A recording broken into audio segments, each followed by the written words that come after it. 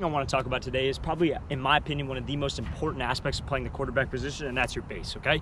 Now, a lot of guys have this mistake where their feet are inside of their shoulders and they're super narrow. Now, what that is when we drive off this back leg for the throw, we're going to have this real long stride, okay? Now, a simple way to get rid of that is to get my feet, I want the inside of my feet, like this Nike logo right here, just on the outsides of my shoulders, okay? Reason being is because when I'm in this position and I'm driving off the back leg, my front foot is already out there at that normal stride length, so it's just there to catch me.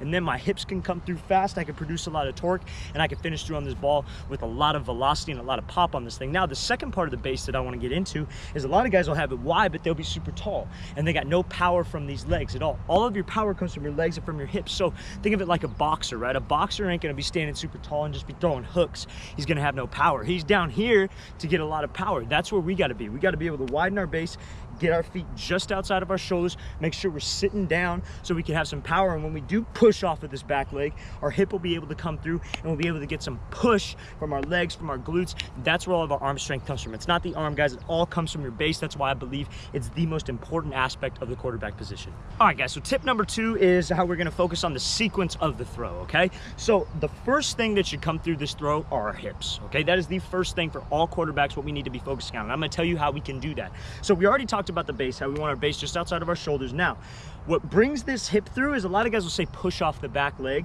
but when people think that, they think they mean just push off the middle of the foot, and then they push up and they lose all this. My hips are here. I'm in a vertical posture for my hips up, but my legs are also straight up, and that's what creates this. Guys go up and over the thing. We're rotational athletes. We want to go around the throw. So you push off of, like I said, this Nike symbol. Again, you want to push off the inside arch, because when you push off the inside arch here and this front leg's out there to catch you, it forces this hip to come through. Now, we have to be aggressive with our hip, guys. We can't be pushing through and just kind of leave this here. That's not going to get any power for us. We have to chase the hip. So when this front hip opens, we want to chase it with this back hip to get that rotation on the ball. So the sequence of the throw is we're pushing. The throw starts from the back leg. We push, we're here, we're getting our hip nice and torqued around, then our core comes through, and then our shoulders come through, and then the ball will come through. So it needs to go hips, core, shoulders. That's the process of the throw. That's the sequence of the throw, and you're gonna be able to get more velocity on the ball. You're gonna be able to change speeds of the ball and trajectories by perfecting this process. All right, guys, so the third tip I want to talk about today is the stroke, okay? You guys have probably seen this. You watch any NFL quarterback throw, a lot of them, all of them pretty much throw different, okay? But there's 2 common things that guys don't do. Even it may look like Marcus Mariota throws like this, but he doesn't do it. He doesn't lift the ball here, okay? There's always some common middle ground here before they get to this position, before they get to this 90-degree angle. A lot of guys are taught just get straight to 90. Well, what that does is we talked about the process, right? Our hips come through, and if we go to 90 and then our hips are here, then we rotate through with my core. I kind of have this slingshot motion because I have this here. I have this kind of hiccup in my backstroke here. That's not what we want, guys. We want to get someplace in this middle ground right here. I don't want to be like this because then I have this real long motion. I don't want to lift right there. Those are the 2 things that I don't like. I don't care if it's right here. A lot of guys say it has to be at this L. I disagree with that also, because I don't think every guy throws the exact same. Somewhere in between this region. So when I do decide to rotate through with my core, the arm will just support it. You know what I'm talking about? That's why we want to have this clean backstroke. So it works. You could work this by just standing in front of a mirror, guys. Have a ball and just work this. Muscle memory, working this here. And then once you get good enough, you could do it without looking at the ball. And then once we do it here, we can actually finish through on the throw. But we got to make sure that this backstroke is not down here and we don't lift the ball somewhere in this middle ground, so when I rotate through I can get to 90. All right, guys, so now we're going to talk about why it's so important to have a relaxed upper body when you're throwing this ball. This is going to help you get more power on the ball and be a lot smoother with this natural path with your motion of the arm, okay? So your body can only produce so much force at a given time depending on your strength level and how much force you can exert. It differs for each guy. But the thing of it like this, if I'm trying to, we already talked about how we're pushing off this back leg. We're trying to be aggressive with my hips and shoot my hips through, chase this front hip. If I'm super tense up here and I got either my elbows up or I'm having this ball real high and my shoulders are flexed or my traps are flexed, I'm not going to be able to produce as much force, as much ground force and rotational force as if I'm exerting force in my upper half. So what I tell my guys is to relax these elbows, relax these shoulders, so when I do decide to push, I get maximum torque from my hips, maximum torque from my legs, and my arm will just naturally rotate through this throw. All right, guys, so we already got through talking about mechanics, and now we're going to talk about the quarterback's eyes in the pocket, okay? Now, the most important thing about eyes, going through progressions, making reads, is tying our feet to our eyes. So wherever our eyes go, our feet follow. So if I'm working, let's say I'm working a curl flat concept here. I'm looking at the flat here. I'm not going to look to the curl and then just try to throw right now and not have my feet set.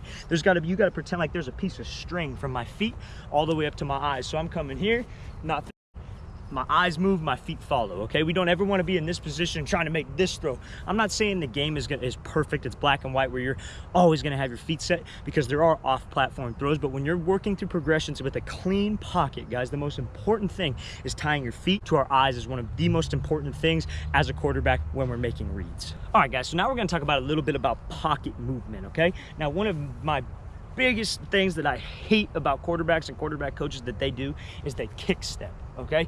That is so wrong, and you watch any NFL quarterback, not a single one does this kick step where they're here and they kick back. Not a single one of them does that, because your base is split and the margin for error at that high of a level is very small, and they get very small windows to make this throw. And if they're in this position, they're going to be late because they have to bring this front leg all the way back. You want to be moving both feet at the same time and maintaining your base the entire time. I teach my quarterbacks that we're going to be here, both feet at the same time, so I can just put my foot in the ground and get the ball out when the window to throw comes open. That's what I'm talking about when we're standing in this pocket and we got to make one quick move. If we're kick stepping, then I got to reset, lose my entire base, and I'm split. I can't stand when coaches teach that, because that is the wrong thing to do. You don't look at anybody at the top of their game, not a single one of them kick steps. Oh yeah, it might look cool and we could be moving fast, but you don't want to be moving fast in this pocket. You want to be moving quick and under control, maintaining my base so you could shoot the ball out. Now we're going to talk about climbing up in the pocket. When we climb up in the pocket, I see a lot of quarterbacks make this mistake. Their base gets super narrow. Now let's say we got to climb the pocket and I'm like this, and then we talked about the window to throw opens, then I have this real long stride, right? That's not what I want. Like I said, both feet moving at the same time. When I climb the pocket, I want both feet moving, so when it's time to go, I maintain my base. I can just put my foot in the ground and get the ball out. So the two main things, guys, both feet moving at the same time, whether we're moving back, moving up, side to side, and please do not kick step. Kick stepping is the worst way to move in the pocket, because your base will be split and you can't be accurate. If you have a poor base, you won't have an accurate ball. You could have perfect mechanics up here, but terrible lower half mechanics, and you won't make the throw. You could have average mechanics up here, but a great base, and still be able to make the throw. So make sure we keep both feet moving at the same time, keep our base the entire time. All right, guys, so now we're going to talk about escaping the pocket. One of the most important things about escaping the pocket, you watch Aaron Rodgers. He's probably one of the best guys outside of the pocket.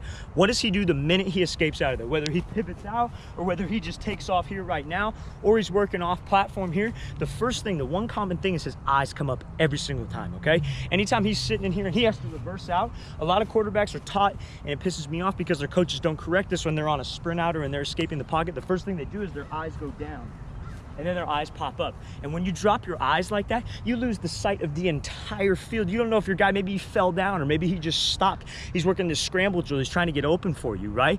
But your eyes are down, so you can't see it, even on a basic sprint out. So the first thing, when we're here, it should be our eyes. My eyes are aggressive coming around. I want to shoot my head out of there so I could see the field, see my guys working for me, and try to find the open man. Because if we can't see it, how do you expect us to make that throw? You know what I mean? Not everybody's Patrick Mahomes and can do a no-look throw, okay?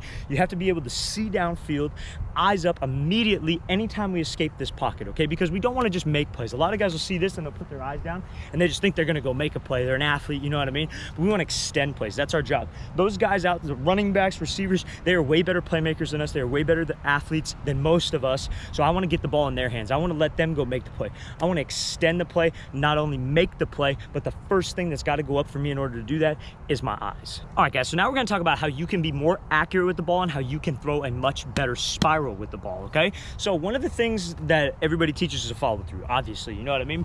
But how are we following through? A lot of quarterbacks like to come through and they're like this. They're throwing across their body. That's not the natural path of the arm, and my hand is coming underneath the ball. What that's going to do is it's going to create this motion where the ball almost turns, right? We want to snap down. That's what I call it. Now, there are a couple ways that you can do this. Everybody throws different. Like I said, you could either turn this palm out, that's the way I do it, and we rotate through, or you could just snap down here almost like you're shooting a free throw, but we got to be snapping down. Reason being is this ball, the last finger to touch this ball is our index finger. That's the last connection to the brain. So if we're coming underneath it, that's what's gonna happen to the ball. If we're coming here, that's what's gonna happen to the ball. But if we snap down, the ball could actually roll off of this index, and I could actually get some spin on it. Now we're gonna talk about accuracy. So with accuracy, you wanna be leaving, you wanna extend your finish at the target, okay? That's how you're gonna get your accuracy. Like you're almost throwing at a dartboard. Here, I wanna extend my finish right at the target and rotate through. I wanna start with my left like I'm looking down almost a shotgun barrel, and then I wanna finish through all the way with the right. I like saying pull the money out of the back pocket. A lot of guys are taught just be here and kind of let this drop. Both of those work. Like I said, everybody throws different, but that's just from my perspective what I think works the best. But the one commonality is they leave this finish right at everybody. Like we were talking about before, Aaron Rodgers, when he's in the pocket, sometimes he'll just leave this right here. He's got so much torque from his body, but he spins this thing and he extends right at the target. That's why he's such an accurate passer. It's all about this follow through, all about this finish. All right, guys, now a lot of people say this position is about maybe 80% mental, 20% physical. And I do agree with that on some level, but one of the things that separates all quarterbacks, even, you know, any quarterback in the NFL, they have command of their team, okay? They're a leader of that team, and you can't walk around that locker room and not be a leader of your team, especially at the high school level. Even, I don't care if you're a 15-year-old freshman or 14-year-old freshman and you're playing with a bunch of 18-year-olds, you still have to be a leader. You still have to have command of your team, and they will respect you for that. You have to be confident, and that comes from your preparation, you know what I mean? We're quarterbacks, we have to be the hardest worker in the room. That's just a fact. If you're a quarterback and you're not the hardest worker in the room, you don't deserve to play quarterback. That's just a fact. Nobody should be outworking you because there's so many things that we have to worry about, and that's what's going to earn the respect of your teammates, and that's how you become a leader. But you can't you want to hold yourself to a higher standard, but you can't act like you're that higher standard. Look at Baker Mayfield. He's probably one of the best leaders, I think, definitely in college history, and then now in the NFL, he's going to be one of the best leaders. I believe that because he's just one of the guys, you know what I mean? That's how you have to be. Tom Brady, he's the greatest quarterback of all time, but he's just one of the guys, you know what I mean? He holds himself to a higher standard, but he doesn't act like he's at that standard, you know what I mean? He's still just one of the guys. He's still one of those locker room guys. If you want control of your team, you got to be that guy. You have to set the tone of the team, you know what I mean? You walk into the room, they know you guys are there to work. You're not just there to slack off. You're not just there, you know, to go through the motions. You're there to work. You need to set that precedent. You need to be that guy first. And then once we're off the field, once it's not a football atmosphere, you could just be one of the guys, you know what I mean? But you don't want to get too comfortable with that, you know what I mean? You don't want to be one of those guys that just jokes around. That's not what you want in a quarterback. You want to have a leader. You want to have a firm leader who has command of his team, you know what I mean? You got to be able to command. You got to be able to, I don't want to say control people, but you got to be able to call the shots, and you got to be able to be okay with that. And if that doesn't sound like you, maybe you should go play receiver. You should go play running back. You should probably go play something else. You got to be the guy. You got to be the head honcho. You're in charge, but you just got to be one of the guys at the same time. That's how you're going to earn their respect. That's how you're going to get them to follow you when it comes time to go on game night.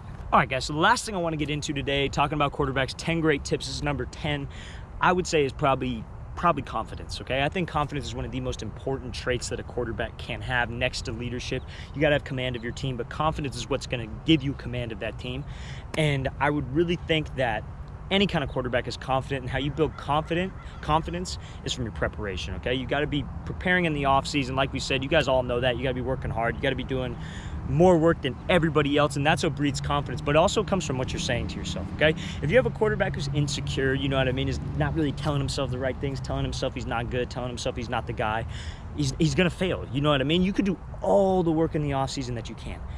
Everything. You could work 10 hours a day every single day. Unlikely, but it could happen, right? And then when you come onto that field, if you're telling yourself, oh, I'm not good enough, I'm not this, I'm not that, rather than I am this, I am good enough, I worked my ass off, I can do it, you're not going to be successful, guys, because it comes from what you say to yourself. You got to go out there, and at the same time, you want to have fun. It's not all serious, you know what I mean? It's a game. We're playing a game. We want to have fun, but you got to be telling yourself, listen, I prepared for this. I'm the guy. I know what I'm doing. I'm ready to go. And you got to have that attitude, and that's what's going to make you a successful quarterback, because a lot of it's in between the ears. Once you get the physical down, it's probably, like I said, 80-20 earlier, it's probably 80% in between the ears, but you got to be telling yourselves the right things, and your confidence comes from your preparation as well.